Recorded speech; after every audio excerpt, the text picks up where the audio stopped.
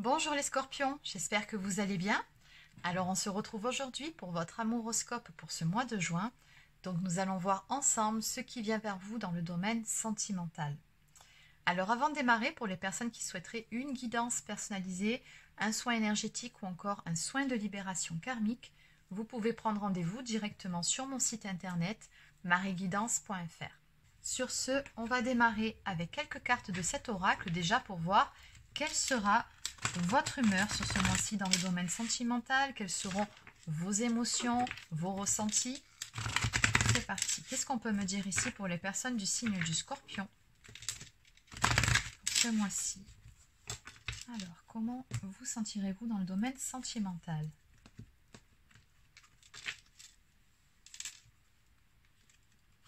Alors, on me parle ici d'un sentiment de faire du surplace. En fait, il y a quelque chose qui vous pèse, qui est en rapport avec un manque de soutien, un manque d'encouragement. Ou peut-être que c'est vous qui vous sentez un petit peu fatigué ces derniers temps. On va compléter tout ça. On a le sentiment ici de ne pas avancer et de faire du surplace. Qu'est-ce qu'on peut me dire de plus pour les scorpions?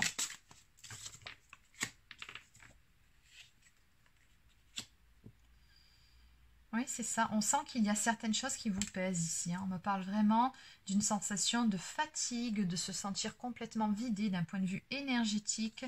Comme si ces derniers mois, finalement, vous aviez fait preuve de beaucoup de force et de courage pour pouvoir relever certains défis, dépasser certaines épreuves, ou pour pouvoir tout simplement dépasser un certain mal-être, travailler sur vous, sur vos blessures. Enfin, on sent qu'à l'arrivée, vous êtes un petit peu fatigué sur ce mois-ci. Bon, on va aller voir ce qui se passe exactement.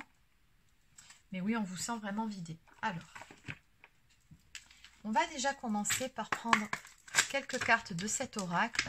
Donc, qu'est-ce qu'on peut me dire pour les personnes du signe du Scorpion? Donc, qu'est-ce qui vous attend sur ce mois-ci dans le domaine sentimental? Pourquoi ces énergies ici? Qu'est-ce qui se passe? Pourquoi est-ce que vous vous sentez dans cet état d'esprit fatigué, la sensation que les choses n'avancent pas malgré vos efforts? Qu'est-ce qui se passe ici? On dirait que vous avez beaucoup donné dans une situation, mais qu'à l'arrivée, vous êtes fatigué, vous êtes vidé d'avoir peut-être trop investi. Je ne sais pas, on va voir. Alors, on me parle ici d'une situation qui est bloquée. Avec la carte de l'hiver, on me parle d'une situation qui se refroidit. Et pourquoi il y en a certaines qui étaient retournées? Donc, c'était simplement comme ça. Ah oui, d'accord. Je n'avais pas fait attention. Alors, je vais les remettre comme il faut tout de suite parce que sinon, ça va me perturber dans mon tirage. Je n'avais pas vu. Je ne comprends pas pourquoi elles sont comme ça, mais bon. Bref, passons. Voilà. Donc, on me dit que ça a tout à voir avec une personne d'énergie masculine, une personne que vous avez dans le cœur, avec qui, justement, il y a certains blocages ou encore une certaine froideur qui s'est installée. C'est ça qui vous pèse, tout simplement. Donc, on va garder ces deux cartes. On va vérifier que, non, l'autre côté, elles sont bien. Bon. Alors, qu'est-ce qu'on peut me dire pour les personnes du signe du Scorpion dans le domaine sentimental? Qu'est-ce qui se passe? Qu'est-ce qui va se passer?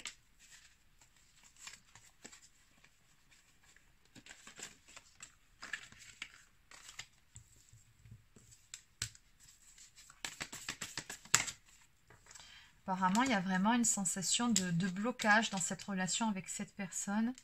Et je vous sens peut-être même dans l'attente par rapport à tout ça. On me parle ici de futur, d'événements à venir, mais surtout de clairvoyance, comme si vous attendiez que quelque chose se passe, parce que il y a ici des non-dits. Je pense que vous rencontrez un problème de communication avec cette personne. On peut peut-être même parler de silence radio et on sent que ça vous pèse. Donc on nous parle ici de trouver le courage de dire les choses, d'un manque de communication, d'incompréhension ou encore de malentendus qui ont pu générer ces blocages et ces conflits entre vous. Pourtant, je sens qu'il y a un attachement entre vous, avec la symbolique de l'arbre à côté. On voit bien qu'il y a un profond attachement l'un envers l'autre. On me parle également de richesse de l'âme et de l'esprit. La plus grande valeur reste celle du cœur. Donc, peu importe ce qui s'est passé ici, on voit que d'un point de vue des sentiments, il y a des sentiments. Le problème, c'est pas là, c'est pas ça. Alors, qu'est-ce qu'on peut me dire de plus? Qu'est-ce qui se passe ici? Pourquoi ces blocages? Pourquoi ces problèmes de communication, ces malentendus, cette incompréhension? Bon, d'accord. On me dit que c'est par rapport à cette personne d'énergie masculine. Alors, il se peut que cette personne soit à un poste à haute responsabilité ou encore qu'elle ait tout simplement un tempérament un petit peu autoritaire. Mais ce qu'on voit ici par-dessus tout, c'est que cette personne-là porte un masque.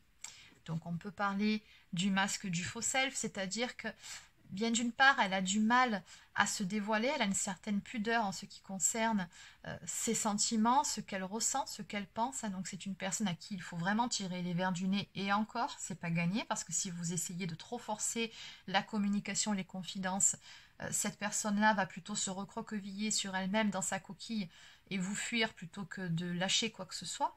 C'est pas le genre de personne qu'on peut obliger à se confier. Mais on voit surtout que voilà, cette personne-là, elle porte un masque et ça vous pèse. Ouais.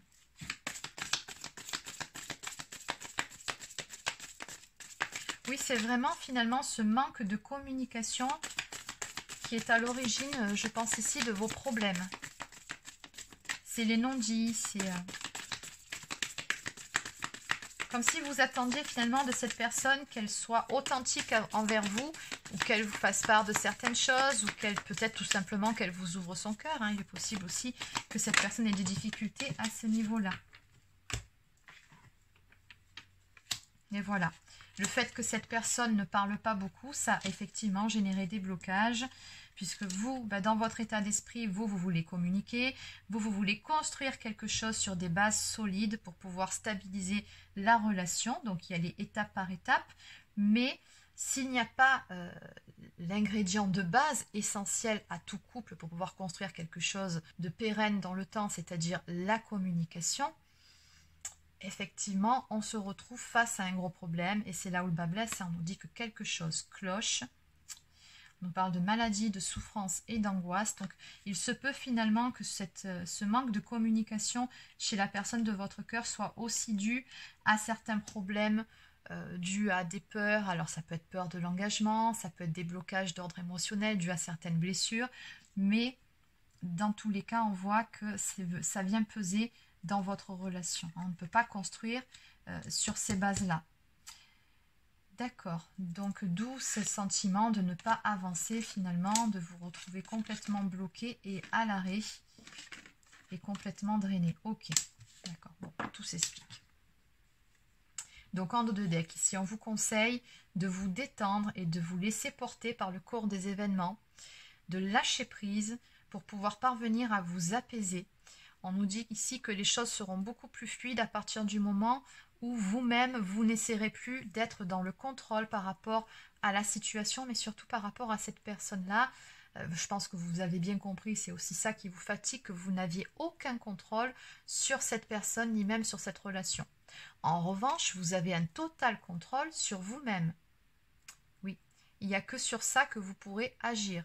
Donc on vous conseille ici tout simplement de faire cet effort-là, de lâcher prise, de laisser de l'eau passer sous les ponts, comme on dit, de laisser cette personne, si elle en ressent le besoin, prendre de la distance par rapport à vous, de ne plus essayer de forcer la communication si ça bloque. Dites simplement ce que vous avez à dire, soyez vous-même authentique et sincère pour montrer l'exemple, et après, laissez la personne en face voir ce qu'elle va faire et comment elle va gérer la chose. Vous ne pouvez pas de toute façon forcer ici.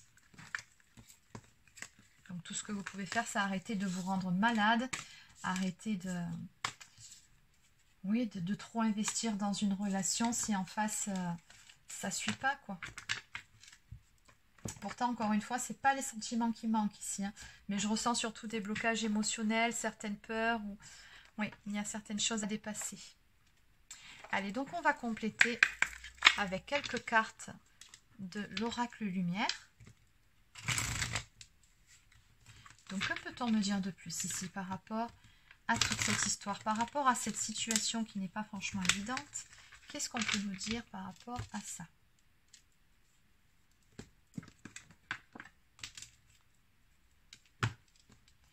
Sexualité ennemie. Alors, est-ce qu'à un moment donné, vous n'avez pas eu le sentiment finalement que cette personne n'était pas là que pour la bagatelle? c'est peut-être ce qui ressort ici de cette coupe. Hein, c'est-à-dire que vous voulez plus que simplement passer des bons moments à l'horizontale. Vous voulez pouvoir construire quelque chose avec cette personne. Vous voulez pouvoir stabiliser la relation, faire des projets, voir sur du plus long terme. Hein. D'ailleurs, on avait vu la carte du futur aussi. Vous avez envie de construire, de faire des projets. Or, là, j'ai comme l'impression que vous reprochez à cette personne de ne pas assez s'investir et d'être là uniquement pour les bons moments, uniquement pour la bagatelle. Pourtant, ce n'est pas le cas, mais du fait de ces blocages, c'est ce qui ressort, c'est ce que vous ressentez.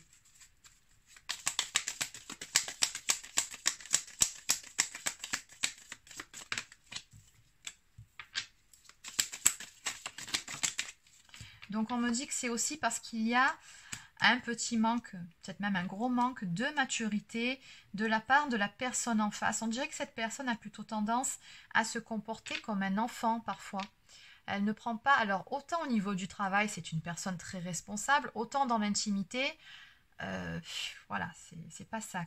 On dirait que cette personne, elle ne prend pas les choses au sérieux, ou il y a quelque chose de cet ordre-là, mais avec la carte de la maladie, on ressent encore une fois que c'est beaucoup dû à des blocages émotionnels, à certaines blessures ici, qui génèrent ce comportement, comme si cette personne-là, elle essayait de se préserver, de se protéger. Donc encore une fois, de par ce comportement, on me parle d'un blocage entre vous en ce moment, de beaucoup de froideur. Hein, donc on sent qu'il y a beaucoup moins de visuel qu'avant. Peut-être même avez-vous mis un stop. Hein. Donc on voit qu'il n'y a plus de visuel. Oui, c'est sûrement vous qui allez refuser d'avoir d'autres entrevues s'il n'y a pas un peu de changement par rapport à ça.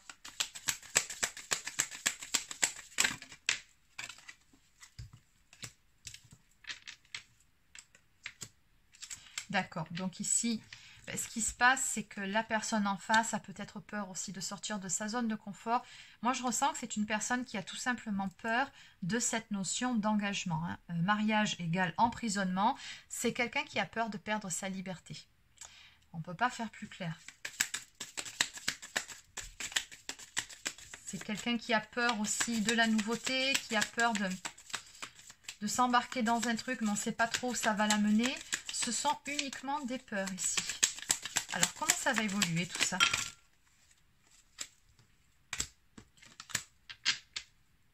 Oui, vous voyez, l'envoûtement. C'est vraiment ça. C'est uniquement dans la tête que ça se passe, en fait. Donc, on me dit qu'avec le temps, un travail sera fait à ce niveau-là. Et on va faire preuve de sagesse également. Tout simplement parce qu'il y a de l'amour entre vous. C'est exactement ce que je vous disais un petit peu plus tôt. Mais effectivement, ça va demander certains efforts. Peut-être à vous aussi de vous prioriser un petit peu plus, de vous positionner aussi, quitte à balayer votre peur de perdre l'autre personne en face. Et à cette personne de faire un travail sur ses peurs. Hein. Oui, c'est ça, il faut qu'elle fasse un travail sur ses peurs. Mais pour ça, il faut qu'elle fasse preuve d'un peu plus de sagesse, de maturité par rapport à la situation. Oui, elle le fera, c'est ça, faire preuve d'intelligence. Il va y avoir une période de réflexion de ce que je vois ici par rapport à toute cette histoire. Donc en 2 de deck, on me parle de nouvelles qui arrivent ou d'une communication. Donc bon, vous verrez. Allez, donc on va compléter avec quelques cartes supplémentaires. Donc je vais déjà commencer par cet oracle.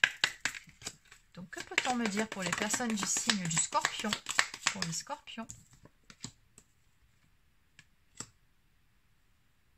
Donc on vous conseille ici de prendre le temps de méditer sur la question, de prendre du recul par rapport à la situation et de garder votre calme.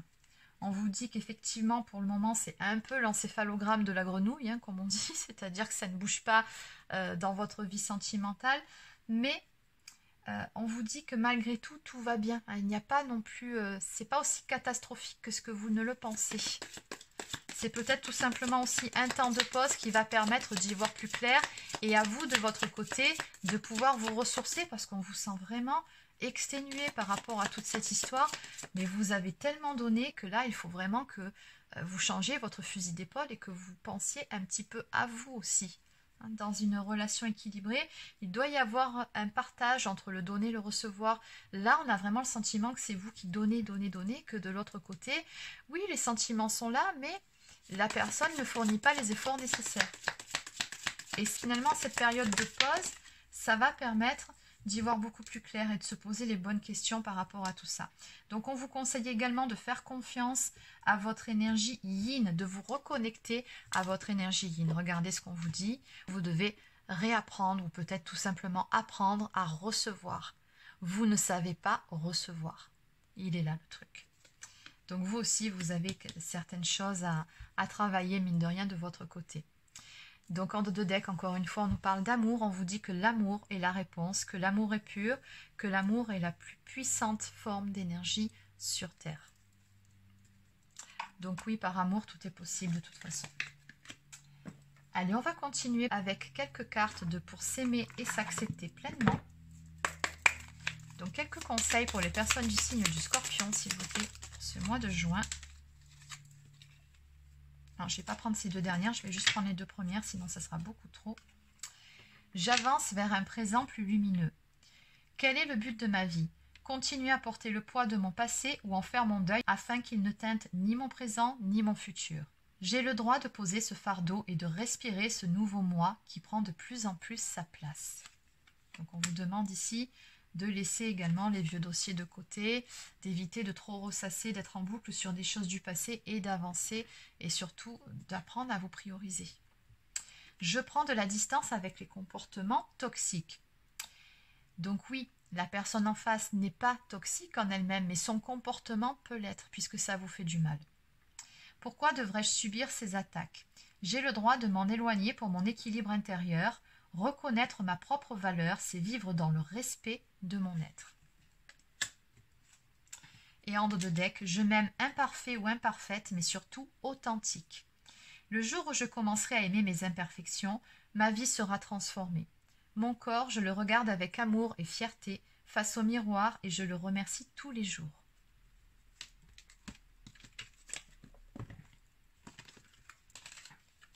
Allez, on va maintenant terminer avec une ou deux cartes pour attirer l'amour à soi.